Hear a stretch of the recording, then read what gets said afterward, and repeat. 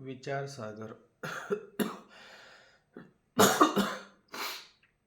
विचारसागर ग्रंथामध्ये तरंग पहिला आणि पहिल्या तरंगामध्ये आपण विषय पाहत आहोत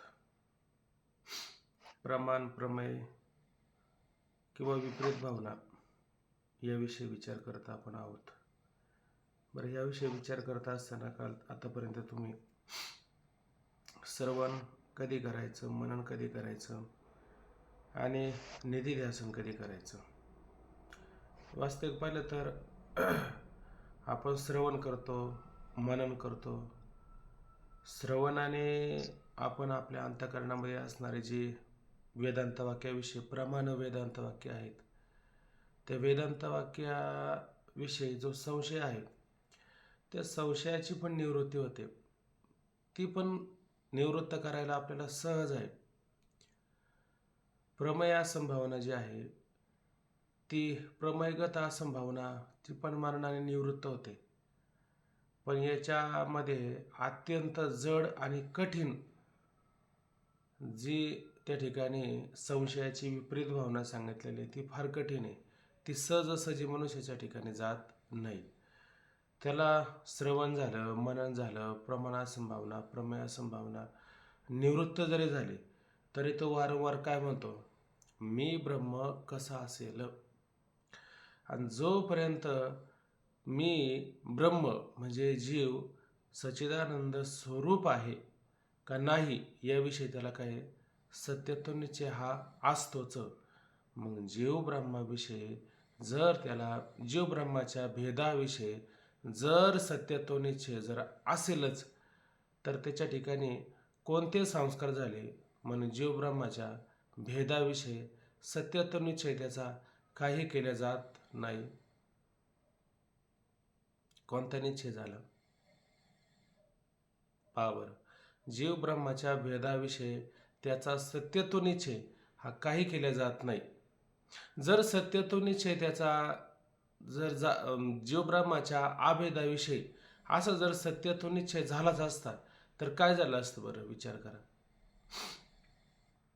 प्रमाण संभावना, प्रमेय संभावना नाहीच. आता जीव ब्रह्माचा अभेद आहे असा त्याचा जर सत्यत्व निश्चय झालाच असता तर काय झालं असतं बरं.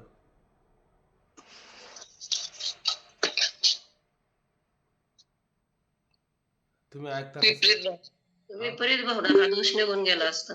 विपरीत भावना झाली नसती, त्याच्या ठिकाणी राहिलीच नसती विपरीत भावना आणि असा निश्चय जर झाला असता त्याला काय झालं असतं जागेवरच, त्याचं काय जीव ब्रह्मज्ञान झालं असतं. म्हणजे त्याला मोक्ष त्याला मोक्ष झाला म्हणजेच त्याला मोक्ष हा झालाच असतं ना. मोक्ष त्याच्या ठिकाणी संशय कोणता नाही राहिला तर काहीच नाही राहत ना. सगळं तो सब ब्रह्म तर आहेच पण संशयामुळे ते सगळं होतंय ना. हा, पण परमानंदाची प्राप्ती झाली असते तो जन्माला आला असता का?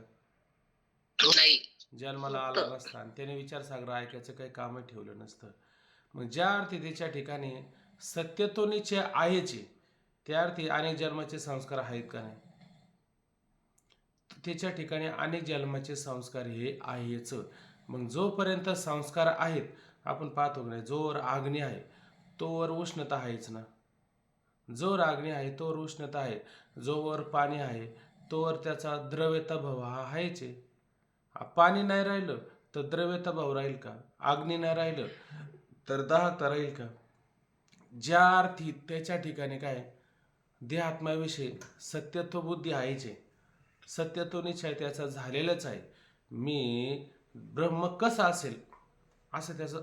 बरं, चांगलंच येतो. आपण मागे एक असा मुद्दा ऐकला होता की भाऊंचं उदाहरण सांगितलं.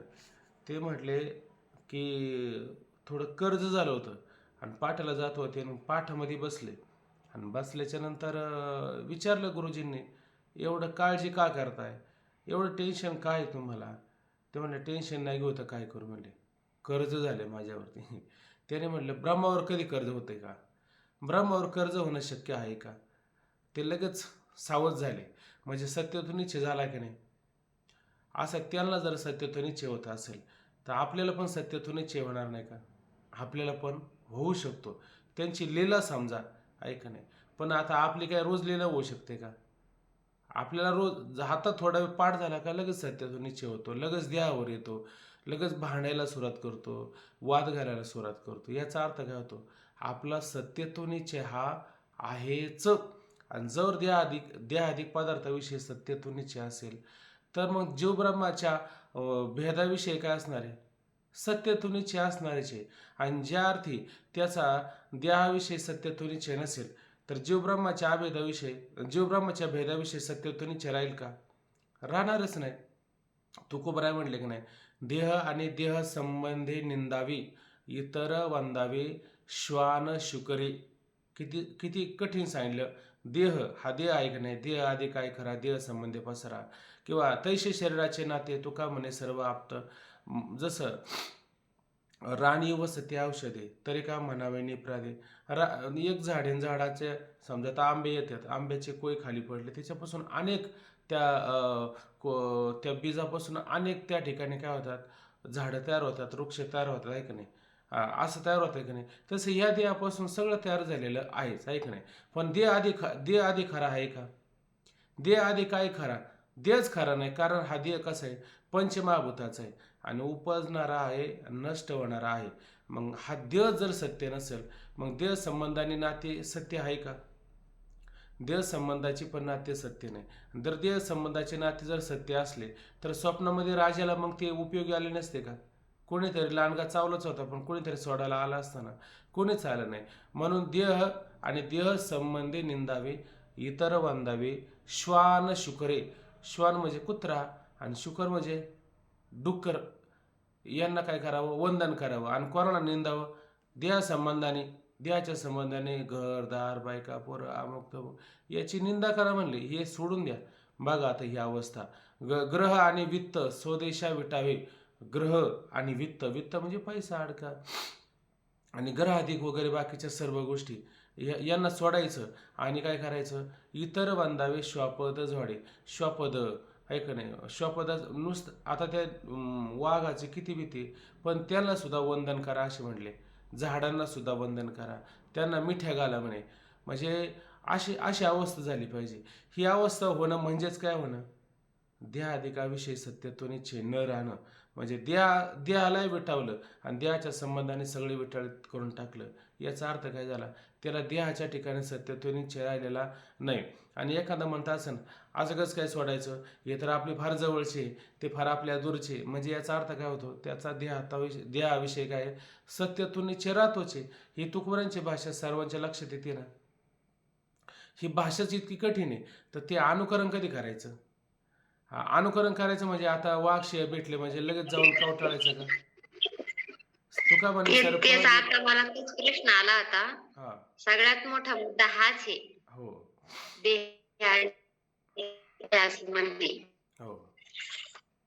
उलट ज्ञानोबरांची भाषा आहे काहीतरी मी देह म्हणता कोटी ब्रह्म हत्या असं म्हटले ना दिनकर महाराज. बरोबर आहे का? पुढं काय आहे का? आठवतं कोणाला? मी देह म्हणता कोटी ब्रह्म हत्या येऊनी पाठी थोपटती असं म्हटलेलं आहे वाटतं ना. ज्ञानोबरांचाच अभंग हा. म्हणजे तुम्ही जर देहाला मी जर म्हणन तर किती कोटी ब्रह्म हत्या केल्याचं पाप तुम्हाला लागू शकतं. आता याच्यापेक्षा अजून काय सोपं करून सांगायचं? देह आणि देह संबंधाने निंदावी, इतर वंदावे श्वान शुक्रे. ग्रह आणि वित्त स्वदेशा विटावे, इतर भेटावे श्वापद झाडा. या नावे झाला मी माझ्याचा झाडा, मोह नाव खोडा गर्भवास. आता गर्भवासाला जो मोह आहे तो सुद्धा संपून गेला. मग अशी जर अवस्था होत असेल मग देहाधिकाच्या ठिकाणी सत्यत्व निश्चय राहील का? देहाधिकाच्या ठिकाणी सत्यत्व निश्चय राहणार नाही. मग अशा पद्धतीनं हा सत्यत्व निश्चय जोर आहे, जोपर्यंत जीव ब्रह्मामध्ये भेद पाहतो तोर सत्यत्व निश्चय जर असेल तर त्याला कारण काय? तर त्याला कारण आहे देहाधिकाच्या ठिकाणी सत्यत्व निश्चय. अनेक जन्माचे संस्कार असतात. काल त्याच्यावरती आपण भरपूर त्या ठिकाणी विचार पाहिला. आणि किती जर त्याला ह्या अशा प्रकारचं ज्ञान जर झालं तरी काय होतो? तो तिथंच येतो. त्याचा स्वभाव काय केला जातच नाही. म्हणजे तुका म्हणे तुम्ही क्रोध असे न यावे स्वभावे करावे काय कोणी. एखाद्याच्या स्वभावाला काही औषध आहे का? काहीच औषध नाही. व ती एक शेपक अभंग नेहमी पाहतो. आधी होता वाघ्या त्याचा झाला पाग्या, त्याचा येळकोट जाईना, मूळ स्वभाव राहीना. आधी कोण होता? वाघ्या होता, म्हणजे जागरण गोंधळ करणारा वाघ्या. त्याचा झाला पाघ्या. तो जरा थोडा तो जागरण गोंधळ बाजूला झाला, बाकीच्या गोष्टी करू लागल्या, पण त्याचं येळकोट जाईना. त्याचं येळकोट म्हणजे त्याला चांगल्या पदावर आणलं, सगळ्या काही गोष्टी त्याला अनुकूल झाल्या, पण त्याचा मूळ स्वभाव जातो का? तो रात्रीचाच उठला आणि सदानदाचा येळकोट येळकोट. त्याला अरे म्हणले हा कोण आहे? म्हणले हा पूर्वीचा वाघ्याचा होता. त्याचा येळकोट जाईना, मूळ स्वभाव राहीना. मूळ स्वभाव राहील का त्याचा? आहे का नाही? आधी होती दाशी, म्हणजे ती आधी दाशी नाही नाही, आधी कोणीतरी अशी काही काहीतरी मागणारी होती आणि तिला कुठेतरी राजाच्या दरबारामध्ये दाशीचं पद मिळालं, पण तिचा मूळ स्वभाव काय केल्या जाईनाच. ती तिथं गेली तरी ते मागत जाऊ दे. ते नाही उदाहरण दिलं. एक सोपं उदाहरण असं आलं की एक मोठा साधू होता आणि साधू आपल्या अरण्यामध्ये तपश्चर्या वगैरे चालू होती. त्या अरण्यातून एक राजा चालला होता शिकार करत. तेव्हा त्याने त्या साधूला पाहिलं आणि त्या साधूला आग्रह केला, म्हणलं तुम्ही अरण्यात राहू नका, हे राज्य माझं आहे आणि या माझ्या राज्यामध्ये तुम्हाला खाय प्यायची काही कमी नाही पडणार. अरण्यात राहून काय करता? तुम्हाला काय खायला इथं, चला माझ्याबरोबर. साधू म्हणला नको, माझं मी इथंच बरं आहे, मला इथं भरपूर आनंद आहे. साधूला काय कुठे असलं तरी सभी भूमी गोपालकी. मग आग्रह केला राजाने आणि बरोबर घेऊन गेला. जाता आता तिथं काही घोडे विकायला होते, तर राजा म्हणला मला असं वाटतं घोडे घेतले पाहिजे. तर मग साधू म्हणला तिथं बोली लावली होती घोड्यांची, की हा घोडा एवढ्या किमतीला, हा घोडा ह्या किमतीला. ते असे भारी भारी महागाचे घोडे, काही कमी दर्जाचे घोडे असे तिथे लावले होते, त्याच्या किमती गेल्या होत्या. तर त्या साधूने सांगितलं, म्हणले तू महागाचा घोडा घेऊ नका. मग म्हणले बघा हा कमी दर्जाचा घोडा हा घ्या. तर ते घोडा विकणारा होता ना, त्याच्या डोक्यात असं होतं की काय होतं, डुप्लिकेट माल असतो ना, उल्हासनगर, चायना, मीडियन, त्याला जरा भारी क्वालिटी करून ठेवलेली असते ना, म्हणून तो विकाला. आता ओरिजिनल तर विकणारच आहे माल ना, खोटा विकत जात नाही. खोटा मग त्याला जरा वेगळाच रेट लावला आणि मग अशा पद्धतीनं तो माल, आता ही हातवटी सांगायची नसते, आहे का नाही, म्हणजे अशाने एखाद्याचा धंदा डुबला जातो. पण मग अशा पद्धतीनं ते लोक करत असतात. मग खोटा माल आहे ना, त्याची किंमत जास्त लावायची, त्याला बरोबर काढायचं आणि खरा माल आहे ते बरोबर बाजूला ठेवायचा. तर तो साधा मोठा हुशार होता, त्याने बरोबर अशा पद्धतीनं त्याला सांगितलं की हा घोडा घे म्हणजे तुझा फायदा होईल. त्याने ते घोडे घेतले आणि जेव्हा आपल्या तिथं राज्यात गेला, ते म्हटले वा वा वा, हे घोडे भेटत नाही, हे कसे काय घोडे तुम्हाला भेटले? ते म्हणले ह्या साधूने आम्हाला दिले घोडे. आहे एक काम करा बरं, साधूला आहे ना आज पंचपाकवानाचे जेवण करा बरं. पहिलं साधूला पंचपाकवानाचं जेवण केलं. साधू जेवण जेवलं चांगलं व्यवस्थित. त्याच्यानंतर कुठंतरी कुठे तांदळाच्या गोणी विकायला आल्या, कुठं काय, असे बरेच काही काही जिथं जिथं जे व्यापार आहे ना, त्या व्यापाराला काही हिरे घ्यायचे झाले. तर राजा म्हणला आता हिरा ओरिजिनल कसं काय पारखून घ्यावा? तर म्हणला सोपा आहे, हिरा पारखून घ्यायला काही कठीण नाही. मग ते विकणारा हिरा म्हणला याच्यातून पहा तुम्हाला कोणता घ्यायचा आहे. ते म्हणले असं नाही घ्यायचं, त्याला उन्हात न्या. उन्हात न्यायला जेवढे जेवढे गरम होणारे हिरे होते, कारण दिसायला दोन्ही सारखेच असतात. खरा हिरा आणि खोटा हिरा दिसायला सारखाच असतात, ऐक नाही. तू कोरा म्हणतात वाचे मारिता जो घणी, तोची मोल पावे खरा करणीचा होय सुरा. म्हणजे मग हिरा हिरकणी काढी आतून ऐरणी. हिरा असेल किंवा हिरकणी असेल, ते घन त्याच्यावर मारायचा, घनाने गाव घालायचा. तो हिरा किंवा हिरकणी असेल ना, खाली आयरनीमध्ये घुसेल अथवा तो हिरा त्या घाण्यामध्ये घुसेल. किंवा मग सुतना जळे ज्याचे संगे, असं काही त्या मोरांचं वर्णन दिलं. तर जाऊ दे त्या मोरा. पण अशा पद्धतीनं तो घाव घातला, तो फुटलाच नाही. आणि मग फुटला नाही ना म्हणल्यावर हा हिरा खरा आहे. ते म्हणले ही हिरा पार करायची कोणालाच हातवटी नाही. ते म्हणले हिरा फुटेल वगैरे, नुकसान होईल. ते म्हणले खरा हिरा कधी फुटत नाही. असा राजाचा फायदा करून दिला. त्या राजाचा फायदा करून दिला का आज याला बासुंदी करून खायला घाला बरं का. आज याने भारीच काम केलं आपलं. आणि मग एक दिवस असाच तो राजा विचार करायचा. तो म्हणायचा याला कोणतीही गोष्ट सांगा हा बरोबरच सांगतो, म्हणजे हा साधू आपल्या फार कामाचा आहे. बरोबर ना, हा साधू आपल्या फार कामाचा आहे. या साधूला आता इथून पुढं सगळं द्यायचं बरं का, इथून पुढं काही कमी नाही करायचं. पण मला अशी एक शंका आहे, या राजाला माझ्याविषयी थोडंफार विचारलं तर काय हरकत आहे? बरोबर ना. मग तो त्या आपलं राजा त्या साधूला म्हणू लागला थोडं माझ्याविषयी काहीतरी भाकीत काय, भविष्य काय, ज्योतिष काय तुम्ही सांगत असेल तर सांगा. तर मला तुम्ही न विचारावं आणि मीच पण न सांगावं म्हणले. का बरं असं? म्हणले मी जर तुम्हाला असं सांगितलं ना तर तुम्हाला त्याची आहे ना त्या गोष्टीचा खेद होईल, तुम्हाला वाईट वाटेल, नाराज वाटेल, कदाचित तुम्ही माझा घात पण कराल. अरे म्हणला असं कसं काय घात करेल, तू माझा किती फायदा करून दिला, तुझा घात नाही करणार म्हणे मी, तुला अभय देतो म्हणे. ठीक आहे सांग, मी मी मी कोण आहे, मी काय आहे, कसं आहे, माझं काही आहे का नाही. तो म्हणला आहे ना तू मला दाशीपुत्र आहे म्हणे, तू मला स्वयंपाकाचा कोणीतरी पुत्र असेल, काहीतरी असेल असं म्हणले. तुम्हाला अरे मला दाशीपुत्र म्हणतो, मला स्वयंपाकाचा पुत्र म्हणतो, तुला माहीत नाही का मी राजा आहे म्हणून. हा तू राजा असू नाही तर कोणी असू, मी तुला पहिलं सांगितलं होतं की मी सांगितलं तुला पटणार नाही. तू म्हणला पण मी कसं काय दाशीपुत्र असेल, मी स्वयंपाकाचा पुत्र कसं काय असेल. तुम्हाला तुझ्या आईला जाऊन विचार म्हटले. तर तो आईला विचारायला गेला आणि विचारलं, म्हणलं मी त्या साधूला विचारलं तर तो म्हणला तू दाशीपुत्र असेल असं मला असं वाटतं. मग खरं काय काय सांग. तर त्याच्या आईने सांगितलं. साधू सांगतो त्याच्यात काहीच चूक नाही. साधू म्हणतो बरोबर आहे. म्हणले कसं काय.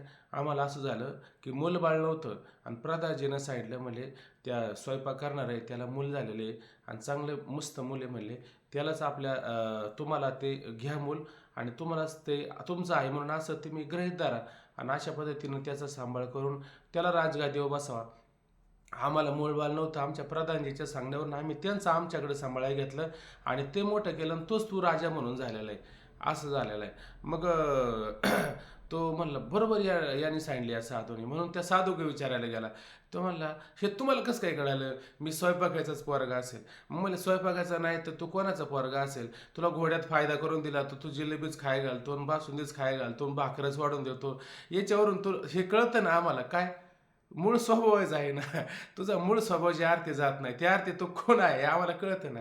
ऐक नाही, बाळाची पाय पाळण्यात आपल्याला दिसतात, त्यावरून काय याचा मूळ स्वभाव जात नाही का. अनेक जन्माचे संस्कार असतात ना. म्हणून त्या अधिकाच्या ठिकाणी सत्यतुनीचे आपला का राहिला आपले संस्कार असतात. मग हे संस्कार आपले जात नाही, मग जातच नाही का असं शक्यच नाही. जातात पण कसे जातील, हळूहळू हळूहळू जातील. मग कुठपर्यंत आपण श्रवण मनन निधिध्यासन करावं. तर जोपर्यंत आपल्याला जसं ज्ञानोबराय म्हणतात की नाही, जव निरारता नाही तव व्यापार असे पायी मग संतुष्टीच्या ठाई कुंठे सहज. कुठपर्यंत चालतं, तृप्त झाली या जैशी साधने सरती अपैसी. मग आत्मतृष्टी तैशी करी म्हणे, जवर या अर्जुना तो बोध भेटेना म्हणा तवच या साधना भजावे लागे. कुठपर्यंत भजावं, जोपर्यंत आपल्याला निरारता निरीच्छता निष्कामता अशी अवस्था प्राप्त होत नाही तोपर्यंत ही साधनं भजायची. जर आपल्याला त्या ठिकाणी निरीच्छता म्हणजे मोकळं झालं, आता मोक्ष झालं, मोक्ष प्राप्त करावा असा पण एक प्रकारचा भ्रमच आहे ना आपल्याला. मग मोक्ष प्राप्त करावा का मोक्ष प्राप्त करण्याचा भ्रम पण जावा, सांगा बरं काय झालं. भ्रम पण जा, मोक्ष प्राप्त केल्याचा भ्रम पण जावा, ऐक नाही. पण आधी मोक्ष प्राप्त व्हावा आणि मग त्याचा भ्रम जावा. आधी मोक्ष काय हेच कळत नाही आणि जोपर्यंत ते प्राप्त होत नाही तोपर्यंत भ्रम जावा हे पण मग चुकीचं आहे. म्हणजे मोक्ष प्राप्त झाला का बरं गंमत अशी. मोक्ष म्हणजे काय, मोक्ष म्हणजे सोप्या भाषेमध्ये मोकळं होणं. मोकळं होणं म्हणजे त्याला आता विचारसागर आता आपला चालू आहे. आता आता काय करायचं, आता परत ज्ञानेश्वरी घ्या, आता परत गाथा घ्या, आता परत ह्या अमुक करा, आता परत तमुक करा, ही लीला म्हणून किंवा आपल्याला काहीतरी काम नाही झालो पाहिजे कामा, आता फावल्या तर करू चेष्टा. मग आता मोकळ्या वेळामध्ये काय करायचंय, दगडासारखं पडून राहायचं का नाही. पण मग त्याच्याविषयी आसक्ती धरलीच पाहिजे का, त्याच्याविषयी नाही ते काही जरी झालं तर मला ते करायचंच आहे ही आसक्ती म्हणजे त्याला मोकळेपणा प्राप्त झाला हे सिद्ध होईल का, होणार नाही. म्हणजे त्याविषयी आसक्ती सुद्धा नको. म्हणजे त्याच्या ठिकाणी कोणती अवस्था झाली पाहिजे, सहज अवस्था प्राप्त झाली पाहिजे. खादले ना खाता रसना रस झाली घेता घेतले काहीतरी नाही केले काने तुका म्हणे आले म्हणे, तुका म्हणे एकच आई सहजची पायी सहज असं एक मोठा अभंग आलेला आहे. झाली आहो घ्या परी मी माझे ठेले दुरी घेतले न घेता, असं मोठा अभंग आहे. म्हणजे त्यामध्ये सहज अवस्था जेव्हा आपल्याला प्राप्त होईल ना त्याला म्हणायचं मोक्ष, त्याला म्हणायचं मोकळं होणं. आणि ज्यामध्ये सहज अवस्था टाकून आसक्ती तयार होईल ना, मला हे करायचंच असं जो म्हणन ना, मग ती आसक्ती आहे त्याला मोक्ष म्हणता येणार नाही. तो अजून आसक्तीमध्ये गुंतलेला आहे. मग साधन कुठपर्यंत करायचं?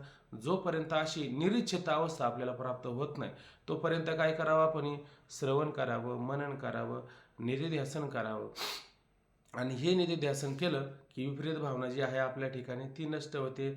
प्रमेय संभावना असेल तर अशा प्रकारचं साधक बाधक युक्तीनं मनन केलं तर ती पण नष्ट होईल. वेदवाक्याविषयी जे प्रमाणात संभावना आहे, जीवब्रह्माचं नाही कर्म उपासना प्रतिपादन केलेली आहे. या प्रमाण वाक्यामध्ये काय जीवब्रह्म ऐक्य प्रतिपादन केलेलं आहे. याच्याविषयी जे प्रमाणाविषयी प्रमाण वेदवाक्याविषयी म्हणजे तत्त्वमसी हे महावाक्य याच्याविषयी जो संशय तो अशा प्रकारे षडलिंगात्मक विचार करून वेदांत वाक्याचं तात्पर्य पाहिलं तर त्याची पण त्याने काय होते? निवृत्ती होते. अशी ह्या सगळ्या गोष्टीची निवृत्ती झाली. बरोबर की नाही? मग त्याला श्रीगुरूने उच्चारण केलेलं महावाक्य प्रथम श्रवण महावाक्य त्याच्या कानावर पडलेलं आहे आणि त्याला बोध त्या ठिकाणी प्राप्त झालेला आहे. मग तो बोध प्राप्त झाल्याच्या नंतर त्याला त्याच्याविषयी संशय निर्माण झाला होता म्हणून त्याला विचार करायचा होता, तो संबंधरूप विचार करायचा होता. मग आता तो जर त्याच्या ठिकाणी राहत नसेल म्हणजे त्याला श्रवण करायची गरज नाही, मनन करायची गरज नाही, निधिध्यासन करायची गरज नाही, तो आपल्या स्वरूप स्थितीवरती कायमचं राहिलेला आहे. मग त्याला ज्ञान जे झालेलं आहे ते दृढ अपरोक्ष ज्ञान झालं का अदृढ अपरोक्ष ज्ञान झालं की ज्यामध्ये श्रवण मनन निधिध्यासन करण्याची सुद्धा आवश्यकता राहिली नाही. मग ते ज्ञान कोणतं? दृढ का अदृढ?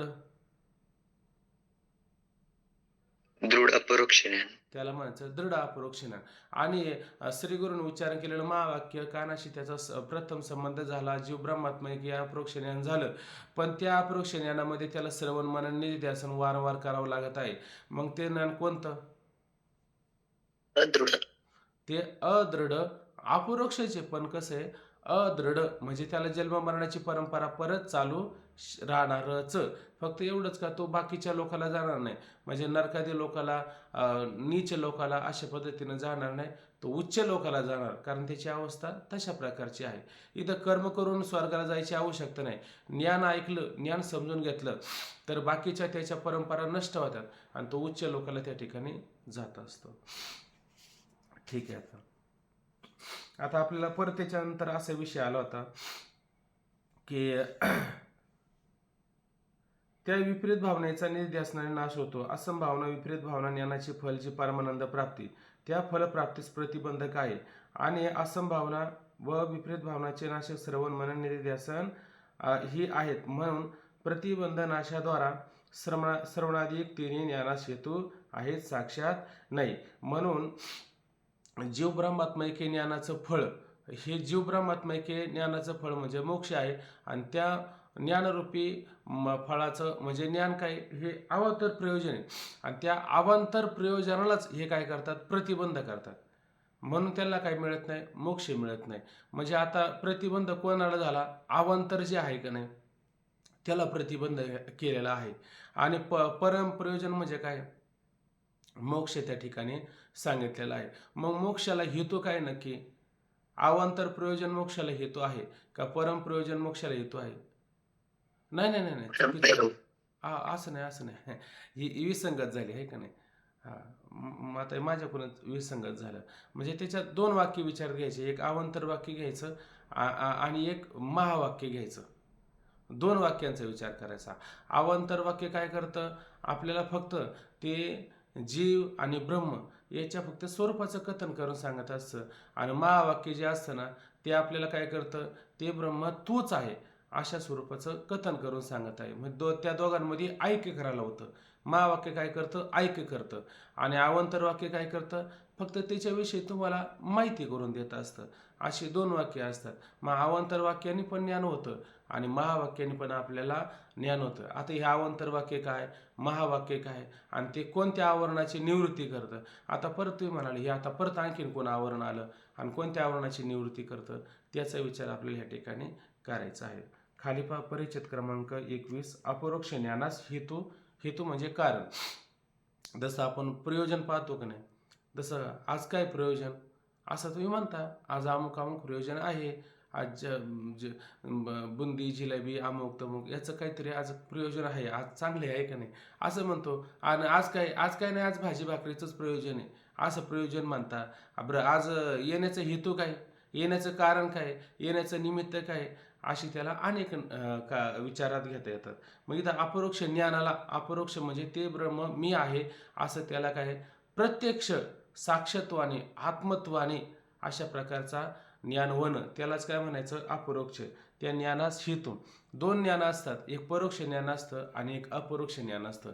परोक्ष ज्ञान म्हणजे काय आणि अपरोक्ष ज्ञान म्हणजे काय, या दोन्ही गोष्टींचा विचार केला. परोक्ष म्हणजे काय, माझ्या परोक्ष काय विचार झाला मला माहिती नाही, मी तिथं होतो का साक्षात, तुम्ही तिकडं काय बोलले माझ्या परोक्ष झालं म्हणजे माझ्या अप्रत्यक्ष झालं.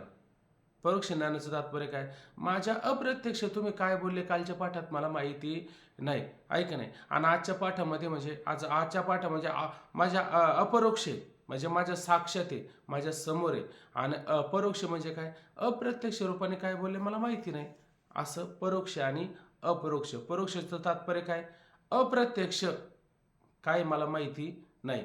आणि अपरोक्ष म्हणजे काय, प्रत्यक्ष अ घातला का नाही त्या ठिकाणी, अ म्हणजे नाही, ऐका नाही. आणि परोक्ष म्हणजे नाही म्हणजे काय, माझ्या परोक्ष काही झालेलं नाही, माझ्या समोर झालेलं आहे.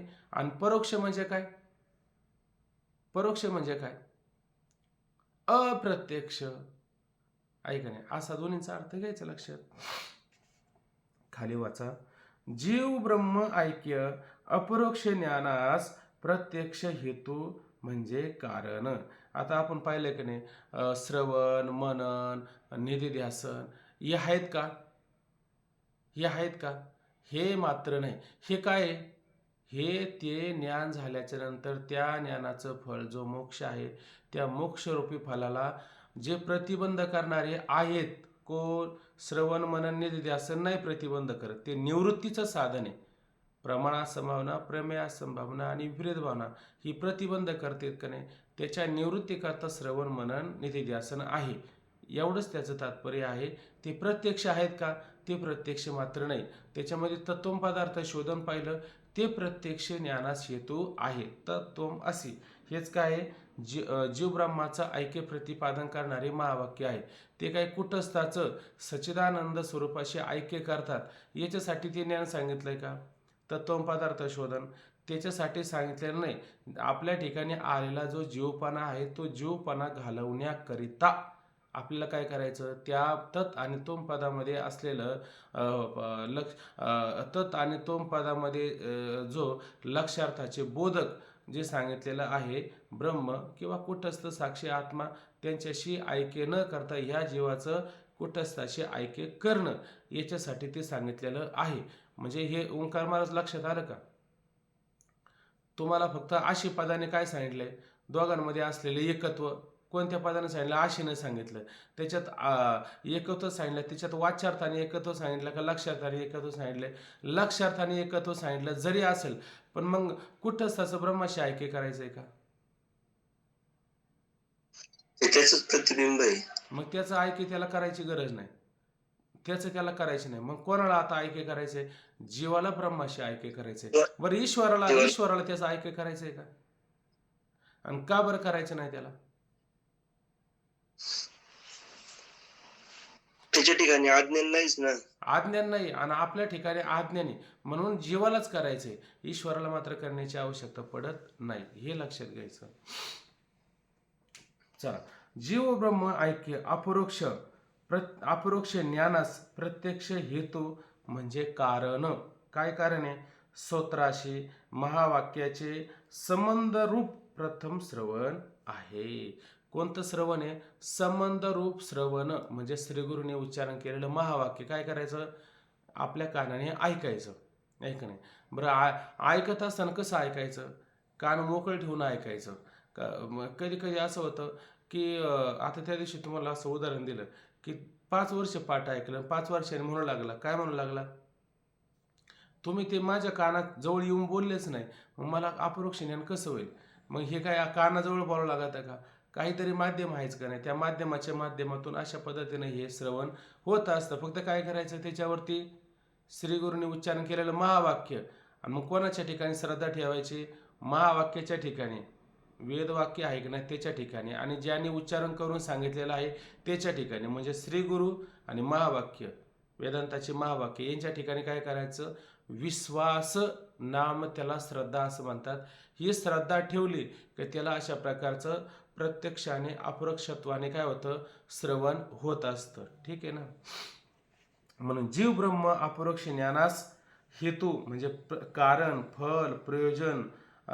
कारण काय आहे, श्रोत्राशी म्हणजे ऐकणारा जो श्रोता आहे, शिष्य आहे, त्या श्रोत्राशी महावाक्याचे संबंधरूप प्रथम श्रवण, म्हणजे प्रथम श्रवण झालं पाहिजे. कुठं? कानाशी झालं पाहिजे, कानात गेलं पाहिजे. म्हणजेच काय, इथं खाली अर्थ दिला, सद्गुरूंनी केलेल्या महावाक्याचा उपदेश कानाने ऐकायचा. म्हणजे श्रीगुरूंनी उच्चारण केलेल्या महावाक्याचा विचार, शब्द कुठं ऐकायचा? आपल्या कानाने ऐकायचा. लोकांच्या कारणे मात्र ऐकायचा नाही. कीर्तनामध्ये बसले का ते दादाने काही सांगितलं का ते म्हणतात आपल्याला नाही सांगितलं, त्याला सांगितलं. त्याला नाही, ते कीर्तन सांगत असताना ते आपल्याकडं ओढून घ्यायचं. तसा हा ग्रंथ सांगत असताना कोणाला सांगितला? पाठात बाकीच्या लोकांना सांगितलं, फक्त मला नाही सांगितला. का मलाच सांगितला खऱ्या अर्थाने, मलाच सांगितला असा विचार केला ना, तर वेगळं काही श्रवण करायची गरज नाही. इथं ते आपोआप सगळ्या गोष्टी होऊन जात असतात. म्हणून म्हणजे सद्गुरूंनी केलेल्या महावाक्याचा उपदेश कानाने ऐकणे हे आहे. वेदांत वाक्य दोन प्रकारचे असतात.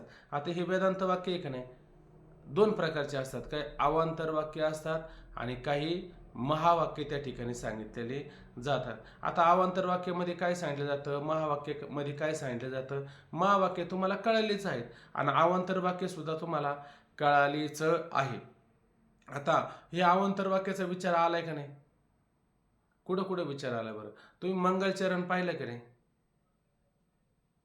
मंगलचरण पाहिलं का नाही? मग मंगलचरण पाहता असताना वस्तू निर्देश रूप मंगल, त्याच्यामध्ये काय वर्ण आलं होतं बरं?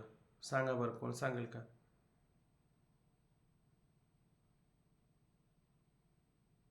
सांगा ना, तुमच्या लक्षात नाही राहिलं कोणाच्याच? जीव, ब्रह्म, परमात्मा यांचं स्वरूप कथन करणं, त्याचा निर्देश करणं, हे आपण मागं मंगलचरणात पाहिलं की नाही? हे पाहिलं ना. आणि ते कोणतं वाक्य होतं मग? वस्तू निर्देश रूपमध्ये महावाक्य होतं का अवांतर वाक्य होतं? अवांतर. ते अवांतर वाक्य होतं, पण ते मंगल नव्हतं का त्याच्यात? त्याच्यात मंगल होतं, आहे का नाही? मग कोणतंही कार्य निर्विघ्नपणे पार पडावं या हेतूने केलं जाणारं जे मंगल असतं त्याला वस्तू निर्देश रूप, म्हणजे वस्तू म्हणजे परमात्मा. परमात्मा असेल, जीव असेल, बाकीच्या सर्व गोष्टी असेल, त्याचं स्वरूप कथन करणं, निर्देश करणं, ती पण त्याच्यामध्ये काही वाक्य आलेली असतात. आता ती वाक्य काय सांगायची आवश्यकता नाही. म्हणजे त्याच्यामध्ये काय, त्या परमात्म्याचं स्वरूप कथन केलं जातं, जीवाचं स्वरूप कथन केलं जातं. पण ते स्वरूप फक्त कथन केलं जातं, त्याच्यात काय ऐक्य केलं जातं का? हा जीव अशा प्रकारचा आहे, ते ब्रह्म अशा स्वरूपाचा आहे. त्याला आपण म्हणतो माया विशिष्ट चैतन्य म्हणजे ईश्वर झाला, अविद्या विशिष्ट चैतन्य म्हणजे जीव झाला, माया विशिष्ट चैतन्य. आता हे वारंवार तुम्ही म्हणाल हे आता किती वेळा सांगून झालं. मग हे किती वेळा सांगितलं तरी आता वरती तुमचा द्याविषयी सत्यत्वनिश्चय आहेच का नाही? सत्यत्वनिश्चय आहेच. मग हा जाईल कधी? वारंवार ऐकून तुकोबराय म्हणतात की नाही, तुका म्हणे आळी नवे नोरेची वेगळी. ती वारंवार त्या भिंगरोटीचं चिंतन करते आणि चिंतन करता काय आलं, चिंतने तद्रूपता. तुका म्हणे आळी नुरेची वेगळी. मग ती आळी आणि ती भिंगुरटी हे दोघं वेगळं होतात का दोन्ही एक होतात? ते दोन्ही एकच होतात. जसं ती सीतारामाचं चिंतन करता ती सीताच राम झाली, राम आणि सीतेचे चिंतन करता रामच सीता झाला, सीताराम झाले. म्हणजे अशा पद्धतीनं काय होतं, सारखं चिंतन केलं ना, म्हणजे मग त्याने काय होतं की अशा पद्धतीनं ह्या सर्व गोष्टी सहज होऊन जातात. मग ह्या ठिकाणी काय लक्षात घ्यायचं की दोन वाक्य असतात, ते पण वेदांतातलीच वाक्य असतात. एक अवांतर वाक्य असतं आणि एक महावाक्य असतं. तर वेदांत वाक्य दोन प्रकारची आहेत. त्यात काही अवांतर वाक्य व काही महावाक्य असतात. आता खाली त्या दोन्ही वाक्यांचं तात्पर्य देतात. ज्या वाक्यात जीवाचे किंवा परमात्म्याचे फक्त बरं का स्वरूप कथन केलेले असते त्यास अवांतर वाक्य म्हणतात. आता फक्त जीवाचं किंवा परमात्म्याचं स्वरूप कथन केलं जातं, त्याला अवांतर वाक्य म्हणतात. याने कोणतं ज्ञान होईल आपल्याला? परोक्ष ज्ञान होईल का अपरोक्ष ज्ञान होईल? परोक्ष ज्ञान. याने आपल्याला फक्त आणि फक्त परोक्ष ज्ञान होऊ शकतो. याने मग काय परोक्ष ज्ञान झालं? पूर्वी काय म्हणायचा? देव असतो, अमुक असतो, तमुक असतो. कसला देव आणि कसला काय? देहात्मवादी आहे का नाही, चार्वाक वगैरे. ते ते म्हणतात कसला देव वगैरे, असं तो काही काही लोक आता पण म्हणतात. देव वगैरे काय अशी संकल्पना काय कुठून काढली माहीत नाही, असं काही नसतं असं लोक म्हणतात. म्हणजे त्याला आवरण होतं, आहे का नाही? ते कोणतं आवरण होतं ओंकार महाराज? दोन प्रकारचे आवरण आपल्याला शास्त्राने सांगितलेले आहेत. कोणते आवरण होते? आणि आव्हानापदक. हा, असत्वपादक आवरण आणि आभानापादक आवरण. असत्व म्हणजे नाही आणि सत्व म्हणजे सत्य असणं, आहे का नाही? म्हणजे परमात्म्याचं असणं सत्य आहे का नाही म्हणे. म्हणजे असं तो पूर्वी म्हणायचा देव वगैरे काही हे असं काही नसतं, असे आता पण म्हणतात की नाही. म्हणजे त्याला कोणतं आवरण आहे त्यांच्या ठिकाणी? असत्वापादक आवरण आहे. मग त्या आवरणाची निवृत्ती कशाने झाली? कोणत्या वाक्याने झाली? कोणतं ज्ञान झालं? त्यांच्या ठिकाणी असणारं असत्वापादक म्हणजे ब्रह्म नाही, जीव नाही, हे सगळी संकल्पना आहे, हे सगळं खोटं आहे, अशा प्रकारचं असत्वपादक आवरण होतं. त्याची निवृत्ती कशाने झाली? अवांतर वाक्याने. अवांतर वाक्याने. कोणतं ज्ञान झालं त्यांना? परोक्ष ज्ञान. परोक्ष ज्ञान झालं. आता ते म्हणन का ते ब्रह्म असं आहे, त्या ब्रह्माचं स्वरूप असं आहे, हे सगळं कळलं, पण ते म्हणतील का ते ब्रह्म मी आहे? नाही म्हणणार. का? त्याला कोणतं ज्ञान, त्याला ज्ञान कोणतं व्हायला पाहिजे होतं? महावाक्याचं ज्ञान व्हायला पाहिजे. पण आता कोणतं ज्ञान झालं त्याला? अवांतर वाक्याचं ज्ञान झालं. म्हणजे त्याचं एक आवरण नष्ट झालं का नाही? त्याचं एक आवरण नष्ट झालं. असत्वपादक नावाचं आवरण नष्ट झालं. आता कोणतं आवरण राहिलं? एक आभानापादक नावाचं आवरण राहिलं. आणि त्या आभानापादक नावाच्या आवरणाकरता त्याला वारंवार अशा प्रकारे अवांतर वाक्याचा विचार सांगितला. आणि त्या अवांतर वाक्याच्या माध्यमातून त्याचं आभानापादक आवरणाची निवृत्ती झाली. हे बरोबर आहे का? त्याची आभानापादक आवरणाची निवृत्ती झाली. सत्वपद आवरणाची त्याची फक्त असत्वपादक आवरणाची निवृत्ती होते, आभानापादक आवरणाची निवृत्ती होत नाही. आता हे आभानापादक आवरण म्हणजे काय? म्हणजे नाही, आहे का नाही? आणि भान म्हणजे आपादक म्हणजे आवरण, आणि भान म्हणजे काय? ते ब्रह्म मी आहे, अशा पद्धतीचं काय आभानापादक आवरण असतं. त्या आभानापादक आवरणाची निवृत्ती कोणत्या वाक्याने होईल? केवळ आणि केवळ अवांतर वाक्यानेच होईल. अवांतर वाक्य वाचून मात्र होणार नाही. महावाक्य आहे की नाही? ते फक्त महावाक्यानेच होणार आहे, दुसऱ्या कोणत्याच वाक्याने होणार नाही. असं ऐकलं ना, म्हणजे याचा अर्थ काय? मला ती बरोबर आता हातोटी लक्षात आले का हे असंच विचारायचं. असं विचारलं अवांतर वाक्य म्हणजे तू ब्रह्म आहेस, आणि महावाक्य म्हणजे मी ब्रह्म आहेस. तू आणि मी मध्ये फरक होतो ना. अवांतर वाक्याने काय सांगितलं? अवांतर वाक्यामध्ये फक्त आणि फक्त ब्रह्म काहीतरी आहे अशी जाणीव करून दिली ना त्याला. त्यांचं स्वरूप कथन करून सांगितलं की नाही? सुंदर ते ध्यान उभे विठेवरी करकटावरी, असं सांगितलं की नाही? असं सांगितलं की नाही? तर तू आहे नाही सांगितलं. फक्त स्वरूप करून सांगितलं. काय परमात्मा आहे जो आनंद सत्य प्रकाश विभू आणि आधार नाम रूपाचं, हे सांगितलं की नाही? हे कसं वर्णन करून सांगितलं. पण खाली सांगताना ते स्वयंब्रह्म तूच असे, मग तिथं कोणतं वाक्य सांगितलं? अवांतर वाक्य नाही, महावाक्याचं स्वरूप कथन करून सांगितलेलं आहे. ठीक आहे ना? ज्या वाक्यात जीवाचे किंवा परमात्म्याचे फक्त स्वरूप कथन केलेले असते त्यास अवांतर वाक्य म्हणतात. आणि ज्या वाक्यात जीव परमात्म्याची एकता प्रतिपादन केली असते त्यास महावाक्य म्हणतात. अवांतर वाक्याने फक्त ब्रह्माचे अस्तित्व रूपाने ब्रह्म आहे असे परोक्ष ज्ञान होते. आता अवांतर वाक्याने कोणतं ज्ञान होणार आहे? फक्त ब्रह्म आहे. पूर्वी तो म्हणायचा का ब्रह्म आहे वगैरे, तुम्हाचं ब्रह्म वगैरे असं काही नसतं, असं त्याला एक आवरण होतं, ते असत्वपादक आवरण होतं. पण अशा पद्धतीनं हे अवांतर वाक्याने त्याला परोक्ष ज्ञान झालं. अपरोक्ष ज्ञान झालं का? अपरोक्ष ज्ञान झालं नाही. परोक्ष म्हणजे काहीतरी आहे बाबा, आता आहे का नाही?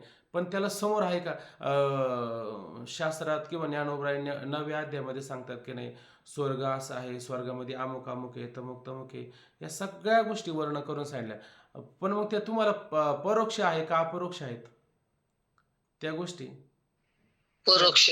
परोक्ष का तुमच्या समोर आहे का? समोर जर असलं तर मग म्हणता आलं असतं अपरोक्ष, पण तुमच्या त्या सगळ्या गोष्टी परोक्ष आहे ना, म्हणजे तुम्हाला अप्रत्यक्ष आहे का नाही.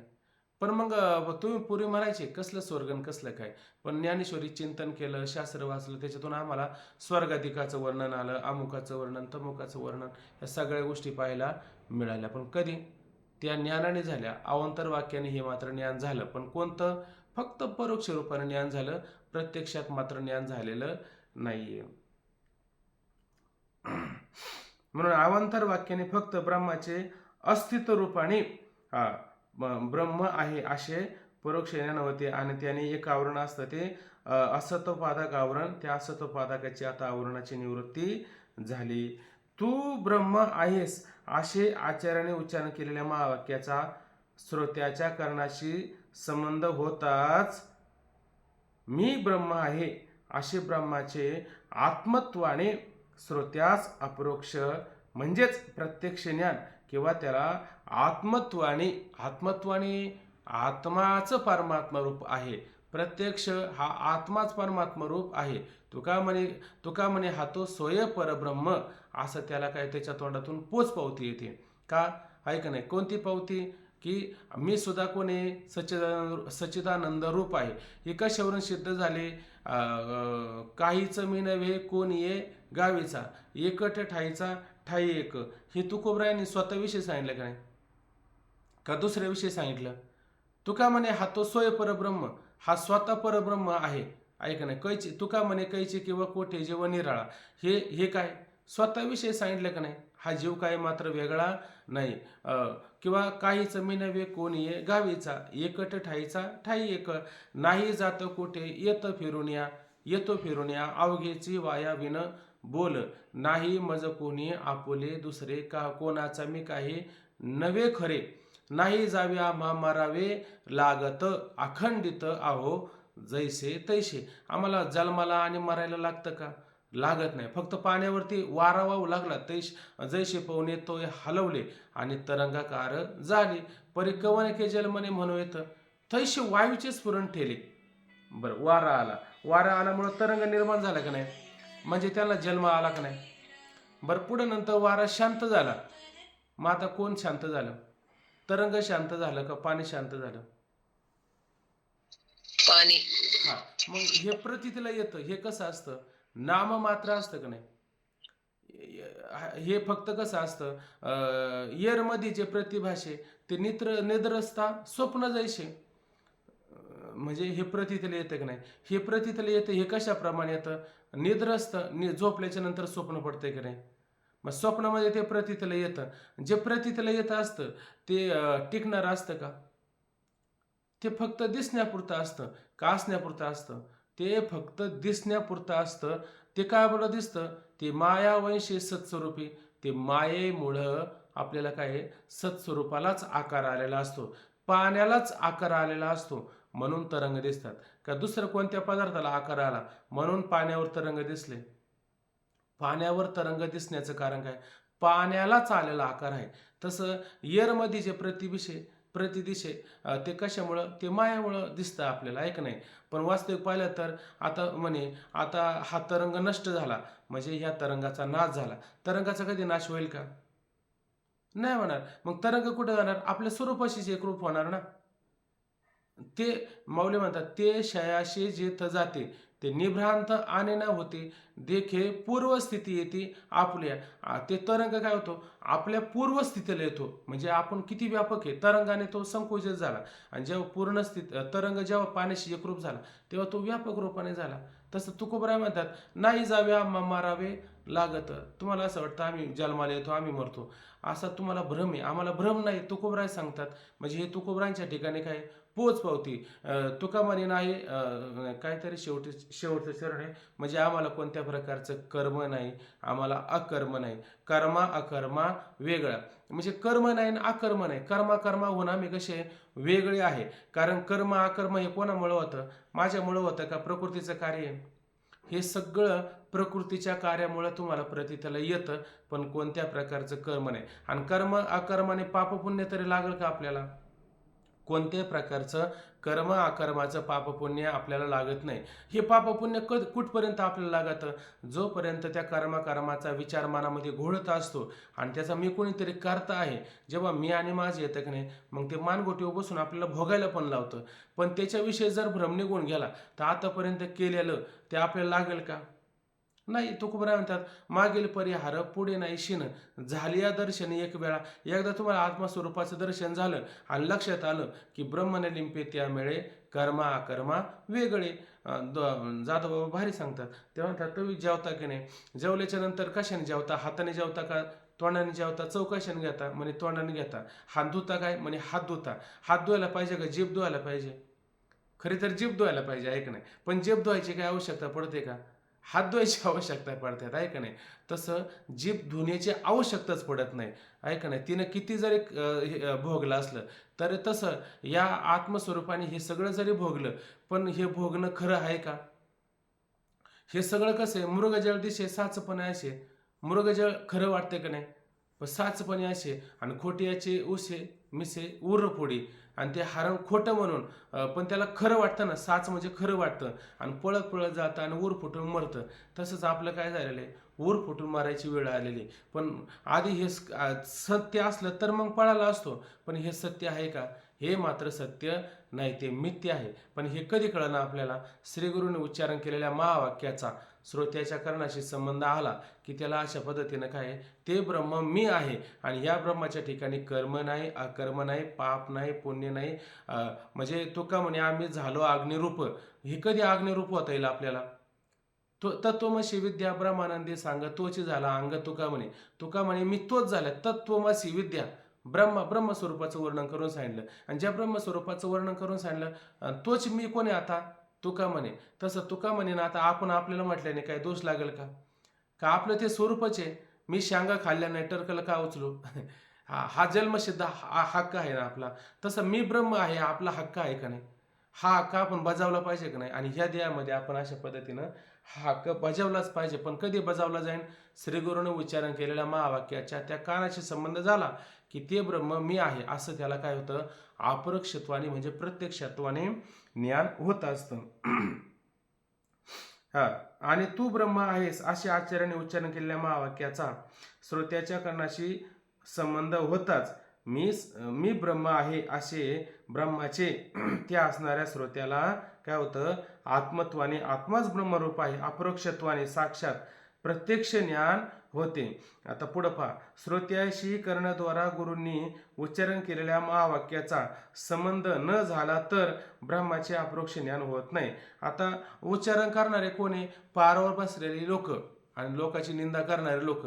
त्यांनी त्या लोकांनी याच्या कानात सांगितलं तर याला अनुभव येईल का? नाही येणार. मग हे सांगणारा कोण असला पाहिजे? तो स्तोत्रीय असला पाहिजे, तो ब्रह्मनिष्ठ असला पाहिजे, तो दयाळू असला पाहिजे. म्हणजे इथं कोणाचं ऐकायचं? कोणाचं ऐकायचं? काय म्हटले? सद्गुरूंचं, श्रीगुरूंचंच ऐकायचं. सद्गुरूंना वाचून इतर लोकांनी किती जरी सांगितलं तर ते ऐकण्यात काही अर्थ आहे का? किंवा त्याचा प्रभाव आपल्यामध्ये होईल का? होणार नाही. कारण ते कसे आहेत? श्रोत्रिय आहे, ब्रह्मनिष्ठ आहे आणि दयाळू आहे. या तिन्ही गोष्टीनं ते युक्त आहे. अशा श्रीगुरूंनी उच्चारण केलं तरच त्याचा परिणाम होतो, अन्यथा परिणाम होत नाही, आहे का नाही? मग तुकोबराय म्हणतात, ब्रह्मनिष्ठ काढी जरी जीवनाती मोडी, तया घडली गुरु हत्या, गेला उपदेश तो मिथ्या. फार मोठा असा अभंग आहे. ते म्हणले ब्रह्मनिष्ठ काढी जरी जीवनाती मोडी. ब्रह्मनिष्ठ जर झाला का नाही, मग त्याला अनुभव आला का नाही आणि त्या जीवनात त्याने जर काडी जरी मोडली तर त्याला गुरु हत्येचं पातक लागतं. असे इतके अभंग त्याच्यामध्ये छान छान तुकोबराने सांगले. म्हणजे काडी का मोडायची नाही? काडीमध्ये काही जीवाणू जर असेल तर काय करायचं? ते पण पातक लागेल ना, म्हणजे त्याने द्वेष केल्यासारखं लागेल त्याच्यामध्ये. असा पण विचार होऊ शकतो. जाऊ दे, तो विचार मी काय बारकाईने काही वाचून नाही काढलं, फक्त असं आले. म्हणजे याचा अर्थ काय? जसं श्रीगुरूंच्या ठिकाणी जो स्वभाव आहे तो स्वभाव काय होतो, त्याच्या ठिकाणी सुद्धा उत्पन्न होत असतो. बरं, मग ते ब्रह्मनिष्ठ असतात, श्रोत्रिय असतात आणि दयाळू असतात. अशाच असणाऱ्या महात्म्याकडून म्हणजे श्रीगुरूंकडून अशा प्रकारचं श्रवण केलं की त्या श्रवणाने काय होतं, त्या ब्रह्माचं अपरोक्षत्वाने ज्ञान होतं. त्याने जर कानामध्ये सांगितलं नाही, आता 10 व्यक्ती रस्त्याने चालले का नाही, 10 व्यक्ती रस्त्याने चालले आणि एक म्हणायचा कोणीतरी आपल्यामध्ये नाहीये, ते एकमेकामध्ये मोजू लागले होते स्वतःला. त्याला सापडला का 10वा, पण त्याला कुणीतरी यावंच लागला का नाही, त्याने आल्याच्या नंतरच त्याला ज्ञान करून दिलं का नाही. तो जर आलाच नसतं तर ज्ञान झालं असतं का? तसंच श्रीगुरु आपल्या जीवनात आलेच नसते तर हे ज्ञान झालं असतं का?